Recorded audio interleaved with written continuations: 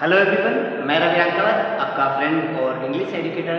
कैसे हैं आप सब लोग? आई होप आप सभी बढ़िया होंगे और मेरी क्लास को एंजॉय कर रहे होंगे। दोस्तों, हम बात कर रहे थे प्रीपोजिशन की। फर्स्ट और सेकंड पार्ट हमने डिस्कस कर लिया है। हमने एट और इन डिस्कस किया था पिछले वीडियोज़ में। आज हम बात करेंगे इन टू की। अब इन और इन टू में डिफरेंस क्या है? इन में कोई गति नहीं होती है और इन टू में यदि कोई चीज़, पहला यूज क्या है? Something is motion inside anything। जब कोई किसी चीज के अंदर प्रवेश कर रही है और किसमें हो? मोशन, यानी गति में हो। गति करते हुए कोई चीज किसी में प्रवेश करती है तो हम किसका यूज करते हैं? इनटू का यूज करते हैं। जैसे एग्जाम्पल की अगर बात करें हम, तो the frog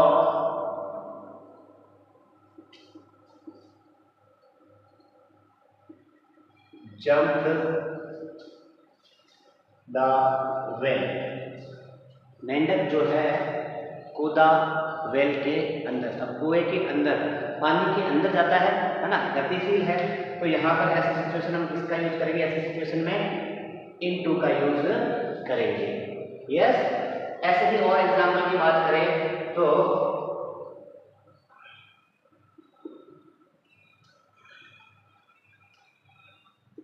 my friend had jumped the river. मेरा फ्रेंड कूद चुका था कहाँ? Into the river. तो यहाँ पर क्या जाएगा भाई? Into the river. क्लियर है क्या? और एग्जाम्पल करें क्या? जैसे मान लो कि the thief Brock my house. चोर जो है घुसा मेरे घर के अंदर। तो into, Brock into phrasal verb बन जाती है। वैसे ये ब्रॉक इनटू माय हाउस, घर के अंदर जबरदस्ती घुसना, ये सेंस देता है। ठीक है।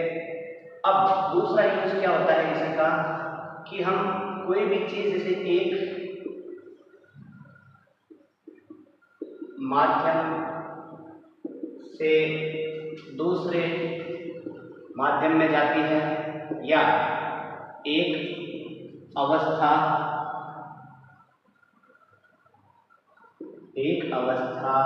से दूसरी अवस्था में।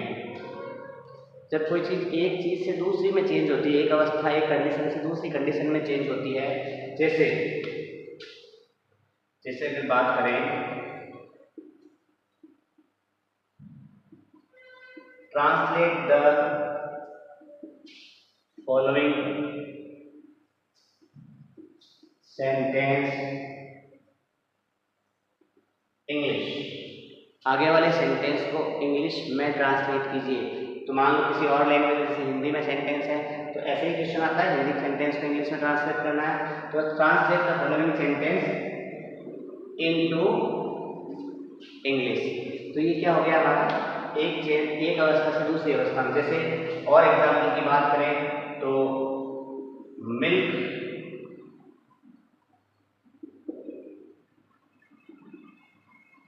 Turn curd. दूध जो है बदल जाता है किसमें? Turn into the curd. Yes.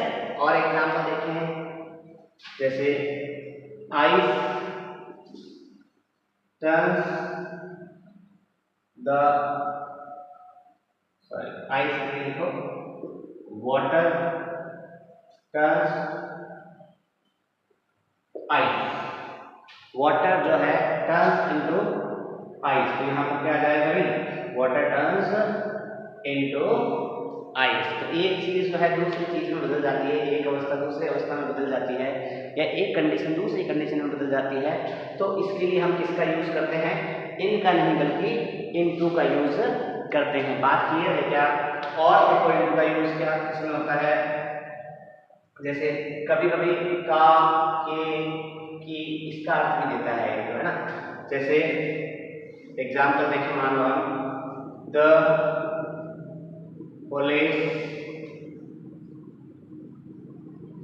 Inquiry the case, police case की जांच कर रही है, तो the police inquiry into the case. तो का के अर्थ में की जांच, का की इंक्वायरी है ना, तो का के का अर्थ भी इनटू कभी कभी देता है। और यूज क्या होता है, कुछ वर्ब के साथ हम इनटू का यूज करते हैं, उन्हें क्या कहा जाता है, फ्रेजल वर्ब्स कहा जाता है। अब जैसे समझो बात को, जैसे लिखा है मैंने लुक, लुक यानी देखना, लेकिन लुक के साथ मैंने लगा दिया लुक इनटू, तो इसका मतलब क्या हो जाएगा, ध्यान देना। जैसे please look the matter, please look into the matter. अब यहाँ पर इसका अर्थ क्या हो गया, इस विषय में ध्यान दीजिए। ऐसे ही और एग्जाम्पल देखिए, जैसे अभी भी वर्ड लिखा था अपने ब्रॉक इनटू, है ना, ब्रेक यानी तोड़ना होता है, और ब्रेक के साथ अगर हमने इनटू जोड़ दिया तो इसका मतलब क्या होता है, जबरदस्ती प्रवेश करना। जैसे सेंटेंस लिखा था, the thief broke into my house, चोर जो है जबरदस्ती मेरे घर के अंदर घुस गया। ऐसे ही टर्न इनटू, जैसे हमने लिखा टर्न इनटू। अब टर्न इनटू का मतलब क्या होता है, अनुवाद करना।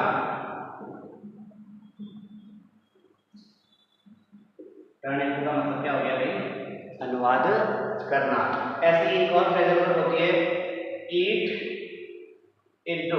अब ईट इनटू का मतलब क्या होता है, किसी भी चीज को डिस्ट्रॉय करना या नष्ट करना। और एक और फ्रेजल वर्ब लिख सकते हैं, जैसे सी इनटू, सी इनटू। अब सी इनटू का मतलब यहाँ पर क्या होता है, किसी चीज पर ध्यान देना। सी इनटू का मतलब क्या हो गया, ध्यान देना। सी इनटू द मैटर या लुक इनटू द मैटर, दोनों का अर्थ सेम ही होता है, ध्यान देना। या इसका मतलब ये ऐसे भी कह सकते हैं, किसी चीज पर विचार करना, विचार करना। ठीक है, जैसे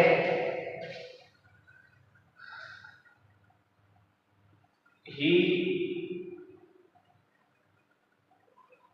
requested me to see his proposal, उसने मुझे अपने प्रस्ताव पर विचार करने के लिए रिक्वेस्ट किया। तो टू सी इनटू का मतलब क्या हो गया, विचार करना। तो दोस्तों ये हो गया हमारा यूज ऑफ इनटू। अगर कोई बात समझ में नहीं आई है तो आप कमेंट करके मुझसे पूछ सकते हैं। तो चलिए आगे बात करते हैं अगले प्रीपोजिशन, जिसका नाम है ऑन, यूज ऑफ ऑन। अब ऑन का यूज क्या होता है, सिंपली हम समझ सकते हैं, ऑन का मतलब पर या ऊपर, मतलब कोई चीज किसी चीज के ऊपर रखी हुई हो और छूती हुई हो। जैसे the marker is on my hand, तो छू रही है तो ऑन का यूज होगा। जैसे एग्जाम्पल पर या ऊपर का होता है, तो एग्जाम्पल देख सकते हैं हम, जैसे कि the book is the table. अब बुक है टेबल के ऊपर, छूती हुई रहेगी, हवा में तो नहीं रहेगी, तो यहां पर किसका यूज होगा भाई, the book is on the table. Yes. और एग्जाम्पल देखें, he is sitting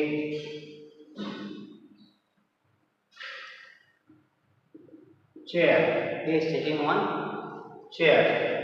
तो यहाँ पर किसका यूज हो जाएगा भाई, सिटिंग ऑन का यूज हो जाएगा। जब कोई किसी चीज के के ऊपर हो और छूती हुई हो तो ऑन का प्रयोग होता है।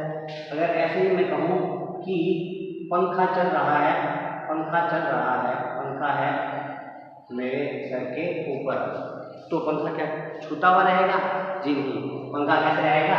हवा में। तो ऐसी सिचुएशन के लिए इसका यूज होता है ओवर का। जब कोई चीज़ किसी चीज़ के ऊपर हो और छूती हुई हो तो ऑन, और हवा में हो तो ओवर, और अगर पहुंच से बहुत दूर हो तो कहाँ पर किसका यूज हो जाएगा?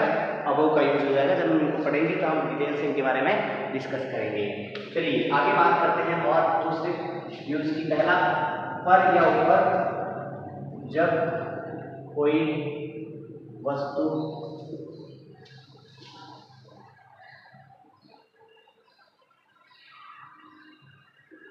ऊपर हो, यानी कि टच करते हुए, है ना, टच होना चाहिए, मतलब छूते हुए ऊपर होनी चाहिए, सतह एक दूसरे की यूज से जुड़ी हुई होनी चाहिए। अगला यूज क्या है? कुछ फिक्स टाइम को बताने के लिए भी ऑन का यूज होता है। यस, जैसे पर्टिकुलर फिक्स टाइम है, जैसे I will come home Monday, तो क्या हो जाएगा? I will come home on Monday, particular day का नाम आ गया, तो फिक्स टाइम के लिए क्या आ गया यहाँ पर? ऑन मंडे आ गया। यस, ऐसे ही और अगर बात करें, अगर कोई फ्रेज जैसे ऑन द मॉर्निंग ऑफ 1 जनवरी, अब द मॉर्निंग के साथ में क्या लगता है? इन लगता है ना, इन द मॉर्निंग होना चाहिए था, लेकिन आगे क्या आ गया? 1 जनवरी, पर्टिकुलर डे का नाम आ गया, तो फिर ऑन द मॉर्निंग नहीं होगा, इन द मॉर्निंग नहीं होगा, क्या होगा?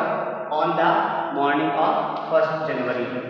यस, ऐसे ही और भी एग्जांपल्स दे सकते हैं अपन, किसी भी डे का नाम, मंडे, ट्यूसडे, है ना, ऑन मंडे, ऑन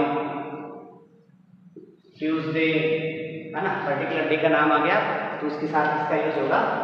ऑन का यूज होगा। अगला यूज देखते हैं भाई ऑन का। मान लो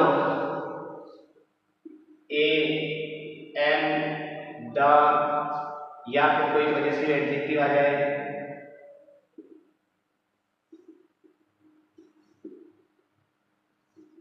और उसके साथ बस, train,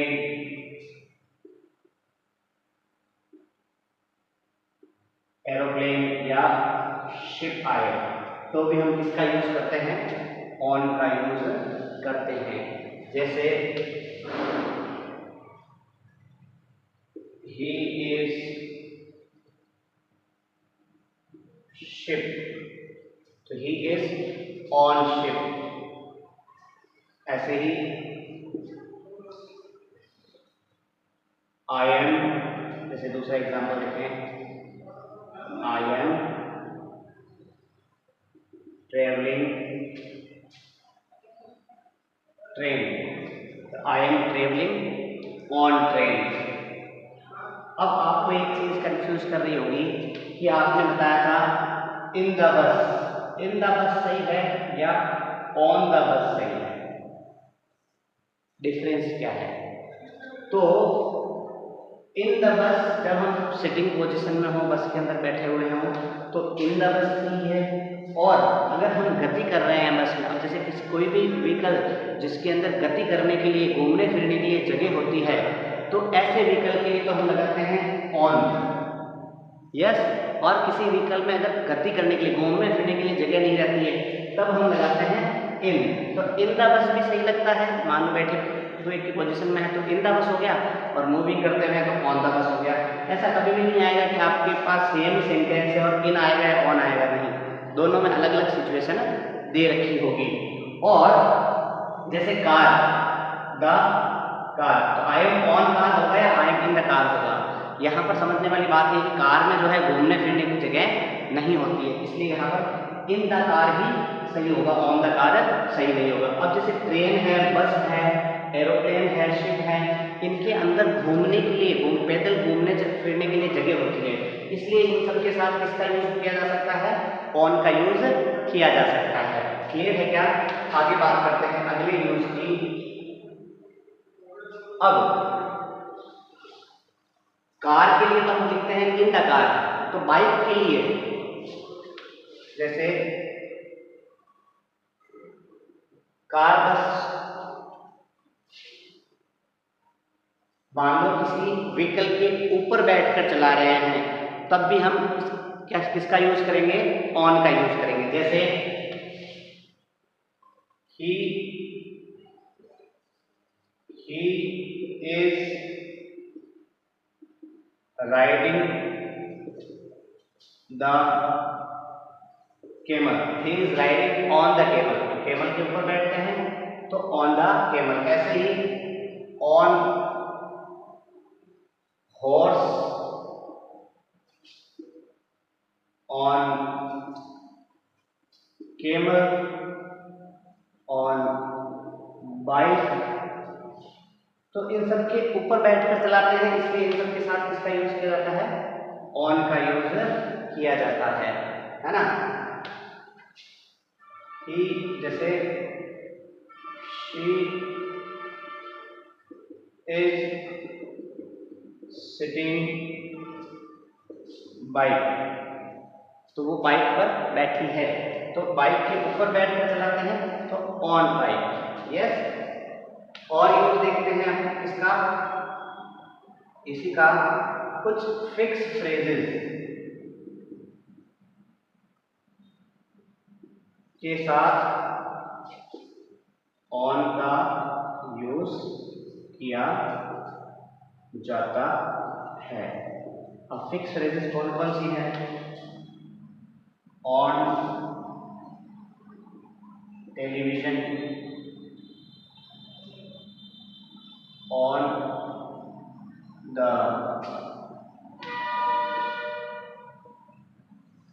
radio, on A trip, on A tour, on the journey. तो ये कुछ फिक्स फ्रेजेस है। और लिख सकते हैं on demand, on supply, on holidays, है ना। तो ये कुछ फिक्स फ्रेजेस हैं जिनके साथ भी हम ऑन का यूज करते हैं। कुछ और यूजेस की बात करते हैं ऑन में। जैसे मान लो ऑन का यूज जो है के विषय में या के संबंध में, के अर्थ में भी हम ऑन का यूज करते हैं। जैसे the book is grammar, the book is on grammar. जैसे रामायण इज बेस्ट रिलीजन, तो रामायण धर्म से संबंधित है, तो Ramayana is based on religion. तो के विषय में या के संबंध में का अर्थ भी देता है। मान लो आप किसी के लिए किसी चीज में आधिकारिक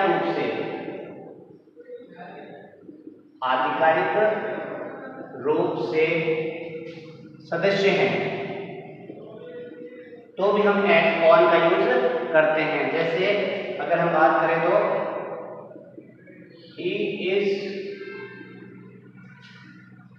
a member on the committee, committee यानी समिति का सदस्य है, तो यहाँ पर ऑन द कमेटी का सेंस निकल जाएगा। ऐसे अगर बात करें my friend is the staff of IBPS, तो परमानेंट सदस्य स्टाफ है IBPS का, my friend is on the staff of IBPS। इस सेंस में भी हम ऑन का यूज कर सकते हैं। अगले यूज की अगर बात करें तो कुछ फिक्स फ्रेजेस हैं जिनके साथ हम निश्चित रूप से ऑन का ही यूज करते हैं। कुछ फिक्स फ्रेजेस जैसे ऑन द फर्स्ट फ्लोर, ऐसे ही ऑन द सेकेंड फ्लोर, तो क्या आएगा on the first floor, on the second floor, on the right, on the left, yes, ऐसे ही on a list, on a form. तो ये कुछ फिक्स फ्रेजेस हैं जिनके साथ भी हम ऑन का यूज भी करते हैं। तो दोस्तों ये बात हुई हमारी यूज ऑफ इनटू और ऑन की। अगले वीडियो में हम और अगले प्रीपोजिशंस के बारे में डिस्कस करेंगे। अगर मेरा वीडियो पसंद आया है तो लाइक कीजिए, शेयर कीजिए और सब्सक्राइब कीजिए। और अगर कोई बात समझ में ना आए, कहीं कोई कंफ्यूजन हो तो कमेंट करके मुझसे पूछिए, मैं निश्चित रूप से आपके सभी कमेंट्स का जवाब दूंगा। थैंक यू दोस्तों, हैव अ नाइस डे।